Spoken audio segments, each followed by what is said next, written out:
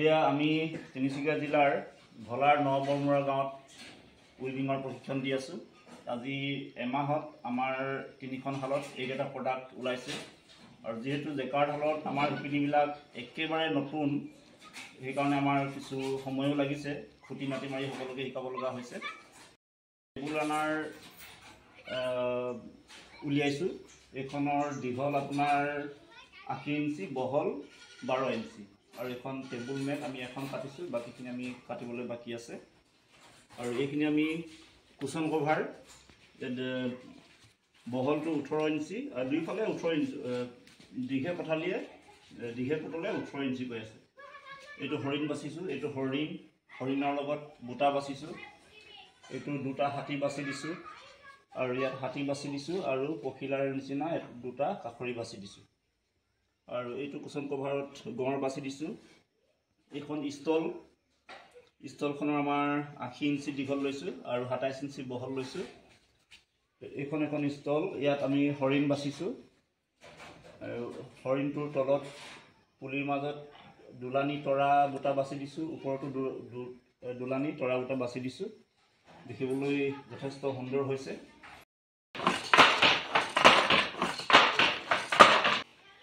আজি মই আমাৰ শিকাৰু শিপিনীসকলক এটা উৰামাকো শালৰ আৰু জেকাৰ্ড মেচিনৰ থুলমূল এটা আভাস দিব বিচাৰিছোঁ। প্ৰথমতে শিপিনীগৰাকী যেতিয়া এগৰাকী উঠি যোৱাৰ পিছত আন এগৰাকী যেতিয়া শালখনত বহিব, তেওঁলোকে প্ৰথম চাই ল'ব লাগিব যে আমাৰ নাচনি সঠিক জোখত দূৰত্বত আছেনে নাই। কাপোৰখনৰ পৰা প্ৰায় এবিটামান দূৰত আমাৰ বখিনি থাকিব লাগিব আৰু দূৰপতিখনো আমাৰ কাপোৰৰ পৰা অলপ প্ৰায় এবিটা ওচৰা ওচৰি সমান দূৰত্বত ৰাখিব লাগিব, কমেও 6 ইঞ্চিমান দূৰত্বত, যিহেতু আমি তেতিয়াহে বোৱা জাকিটো আমি ভালদৰে পাম।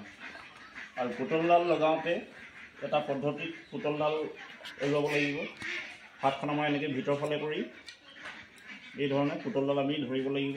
এইধৰণে তিনিওটা কাঁইট ভালদৰে লগাই এই দুইফালে এইধৰণে লগাই আমি পুতলডাল ৰখাব লাগিব।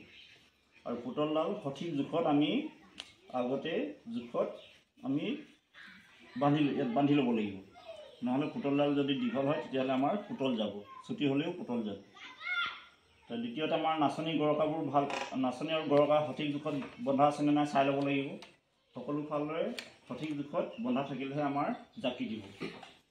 তাৰপাছতে আমাৰ এইখিনি হ'ল হিৰক, এইখিনি ওপৰঞ্চি ব, এইখিনি হ'ল হাৰ্নেছ আৰু হাৰ্নেছৰ ওপৰত আছে নেককৰ্ডখিনি জেকাৰ্ডৰ হুকত ওলমি আছে। এইটো হ'ল আমাৰ জেকাৰ্ড মেচিন। আৰু জেকাৰ্ড মেচিনৰ বহুতো, তাৰপিছতে জেকাৰ্ডৰ জাকি দিবৰ কাৰণে আমি মেচিনৰ লগত এডাল ৰছী বান্ধি লওঁ বখিনি দাঙিবৰ কাৰণে, তেতিয়া আমি ফুলৰ জাকিটো ভালদৰে পাম। এডাল সঠিক জোখত বান্ধি ল'ব লাগিব। আৰু তাঁতখন বেছি ঢিলা হ'লেও আমি ব'ব নোৱাৰিম বা বেছি টান হ'লেও ব'ব নোৱাৰিম। বেছি টান হ'লে পুতল যাব, জাকি নিদিব, আৰু ঢিলা হ'লে আমাৰ মাকো মৰাত অসুবিধা হ'ব। আৰু কাণ খোলা আৰু কাণ বন্ধা, আমি কাণ বুলিয়ে কওঁ। এটা খুঁটিত এইধৰণে কিবা এটা গৰু ছাগলী এৰাল দিয়া, যিটো আমি গাঁৱত কওঁ, সেইধৰণে এৰাল দিয়া নিচিনাকৈ খুঁটি এটা পুতি এই কাণত লগাই ৰছীডাল সোঁফালৰ পৰা পকাই তেনেকৈ দুটা পাক দি তাতখন কাণটো আমি জোখত হৈছে নাই চাই ল'লোঁ, জোখত হৈছে। গতিকে এইখিনিতে আমি এইধৰণে চুচনি গাঁঠি এটা দিলোঁ, এটা দি আকৌ এটা গাঁঠি দিলোঁ। আৰু বৈ থাকোঁতে যদি পাছত অলপ ঢিলা হোৱা যেন পাওঁ, তেতিয়া আকৌ অকণমান টানি এইধৰণে টান কৰি দিম বা ঢিলা কৰি দিম। পিকাৰটো ভাল হৈ আছেনে নাই চাব লাগিব। যদি পিকাৰটো নাথাকে বা ৰবৰটো যদি ফাটি যায় মাকো নাযাব। তাৰপিছতে মাকুটো দেখুৱাই দিছোঁ। মাকুটোত 5টা চকু আছে। এইটো 1 নম্বৰ চকু, একেবাৰে ঢিলাকৈ আমাক দৰকাৰ হ'লে এইটো 1 নম্বৰ চকু। তাতকৈ টান কৰিলে আমি 2 নম্বৰ চকু ব্যৱহাৰ কৰিম, 2 নম্বৰ 3 নম্বৰ চকু ব্যৱহাৰ কৰিম। এতিয়া যিহেতু আমাক 2 নম্বৰ 3 নম্বৰ চকুত আমাৰ সূতাল ঢিলা হয়, গতিকে 2 নম্বৰ 3 নম্বৰ আৰু 4 নম্বৰ ব্যৱহাৰ কৰিছোঁ, 5 নম্বৰটো ব্যৱহাৰ কৰা নাই। গতিকে সূতা আৰু কাপোৰৰ অনুপাতে আমি মাকুৰ চকুকেইটা ব্যৱহাৰ কৰোঁ। ৰছীৰ দৰে মাকু ব্যৱহাৰ নকৰোঁ, আমাৰ গাঁৱলীয়াৰ দৰে মাকু, এনেকুৱা ডাঙৰ মাকু লওঁ যাতে ফুলৰ মহুৰাটো ডাঙৰকৈ কৰিব পাৰি আৰু বোৱাত অসুবিধা নহয়। এইধৰণে আমি মাকুটো লওঁ।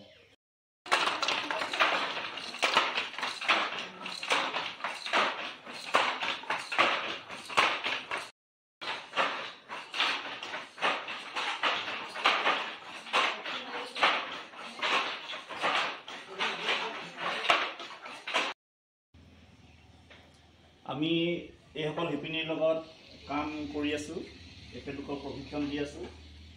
তেখেতলোকে মই অনুমান কৰাত যথেষ্ট আগ্ৰহ প্ৰকাশ কৰিছে আৰু কামখিনি যিহেতু আমাৰ আগবঢ়া দেখি তেখেতলোকৰ মনত আনন্দ পাইছে। গতিকে তেখেতলোকৰ কষ্ট কৰা দেখি মই তেখেতলোকক মানে ধন্যবাদ জ্ঞাপন কৰিছোঁ। এতিয়া কওকচোন বাৰু আপুনিয়ে কওকচোন কেনেকুৱা পাইছে প্ৰশিক্ষণটো পাই পেলাই? ভালে লাগিছে, আপুনি আমাক ইমান ভালদৰে শিকাইছে, চবেই আগ্ৰহ হৈছে আৰু কাপোৰবিলাকো ৰংবিলাক ভাল লাগিছে, ফুলো ভাল হৈছে। সকলো ভালে লাগিছে আৰু। হয়, তুমি কোৱাচোন কেনেকুৱা পাইছা শিকি? ভালে লাগিছে, নতুন কাম এটা শিকিছোঁ, নতুন বস্তু দেখিছোঁ, নজনা একেবাৰে নতুন বুলি ক'ব পাৰি জেকাৰ্ড মেচিনৰ সৈতে কাম কৰা। হয়, ভাল পাইছোঁ। হয়, আপুনি বহুত ভালকৈ শিকাইছে। হয়, আৰু আপোনালোকৰ ফালৰ পৰা কওকচোন। ভালে লাগিছে আমাৰো। কিবা বুজি নাই পোৱা যদিও ক'ব, কিবা যদি অসুবিধা পাইছে আমি শিকোৱাত। কোৱাচোন দেৱাশ্ৰী, তুমি কেনেকুৱা কি পাইছা, কি শিকিছা আমাৰ অনুষ্ঠানটোত? আমি আগতে যিবিলাক মাটিশালত কাম কৰিছিলোঁ বা বৈছিলোঁ তাতকৈ সম্পূৰ্ণ এটা পৃথক হয় এইটো। আগতে আমি ববিন কৰাৰ পৰা সূতা জোৰোৱাৰ পৰা সকলো বেলেগ এটা পদ্ধতি। তাৰপিছত আগতে আমি তোলোতে আমি তুলিছিলোঁ, এতিয়া আমাৰ ৰেডিমেড আহিছে। সেই ৰেডিমেড খিনি আমি 4 বাতি এবাৰতে হৈ গৈছে। তাৰপিছতে আমি যিবিলাক ৰাঁচ ভৰাইছোঁ, ৰাঁচ ভৰা পদ্ধতিটোও বেলেগ আৰু উন্নত মানৰ আৰু এবাৰ মানে আমাৰ আগতে যিমানখিনি কষ্ট হৈছিলে ইয়াত কিন্তু বহুত সুবিধা আৰু সোনকালে হয় কামবিলাক। তাৰপাছতে আহিছে আৰু মাকুৰ কথা ক'ব আহিছোঁ। ইয়াৰ মাকুৰ ব্যৱস্থাত আগতে আমাৰ এটা মানে বাট আছিলে আৰু 5টা চকু আছে। তাৰপিছত বহুত বাৰু বেলেগ পাৰ্থক্য আছে। আৰু কাৰ্ড আমি আগতে কাৰ্ডত একো কাম কৰা নাছিলোঁ। ইয়াত ফুল বাচিবৰ কাৰণে কাৰ্ডত আগে ফুলৰ যিবিলাক গ্ৰাফ আহে, গ্ৰাফখন 120 ঘৰত গ্ৰাফ আহে। সেই গ্ৰাফখিনিৰ পৰা আমি এটা হিচাপত ছঘৰকে আমি সেই কাৰ্ডবিলাকত কাৰ্ড মেচিনত দি আমি ফুটা কৰি কাৰ্ডখিনি আমি গুঠনি কৰি লৈছোঁ। তাৰপিছত আমি জেকাৰ্ড মেচিনত ভৰাই আমি শালত ফুল বাচিব চেষ্টা কৰিছোঁ। হিৰক, হাৰ্নেছ, নেটৱৰ্ক এইবিলাক কৰোঁ দ্বাৰা। আৰু ড্ৰাম বাতি আমি আগতে দীঘল পদূলিত বাতি কৰিছিলোঁ। আজি এতিয়া নতুন ব্যৱস্থা, এটা ৰুমত ঠেক জেগাতে যে আমি বহুত গামোচা আমি একেলগতে বাতি কৰিব পাৰিছোঁ। এইটো বহুত সুবিধা আৰু বৰষুণ হ'লেও আমি ভিতৰতে বাতি কৰিব পাৰিম। ছাৰক আমি বহুত ধন্যবাদ জ্ঞাপন কৰিছোঁ। আমাৰ ইয়ালৈ আহি শিপিনীসকলক আমাক বহুত উপকৃত কৰিছে।